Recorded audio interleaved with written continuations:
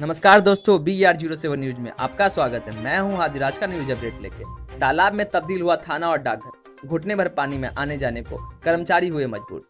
दरभंगा यास तूफान की वजह से हुई मूसलाधार बारिश ने शहर की सूरत बदल कर रख दी है। हर तरफ जल जमाव की स्थिति उत्पन्न हो गई है, जिसने नगर निगम के बरसात की पूर्व की तैयारियों की पोल खोल कर रख दी। स्थिति ये है कि डाकघर और सहायक थाना बेता में बारिश का पानी घुस गया है। डाक कर्मी और पुलिस जवान घुटने भर पानी में घुसकर आने जाने को मजबूर है। काम नहीं कर पा रहे पुलिसकर्मी।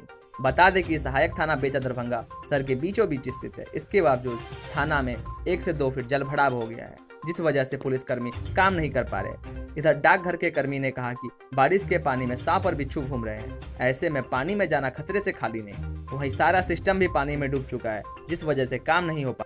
हर साल उत्पन्न हो जाती है समस्या। ड्यूटी करने पहुंचे डाककर्मी मनोरंजन मिश्रा ने कहा कि यहाँ की जो स्थिति है वह काफी दुखदायक है। हर साल इस स्थिति का सामना उन्हें करना पड़ता है, लेकिन आज तक इसका समाधान नहीं हुआ है। वहीं एक अन्य कर्मचारी चंद्रमोहन मिश्रा ने बताया कि यास तूफान की वजह से हुई पिछले मूसलाधार बारिश के कारण डाकघर और थाने के अंदर 1 फीट से ज्यादा पानी जम गया है।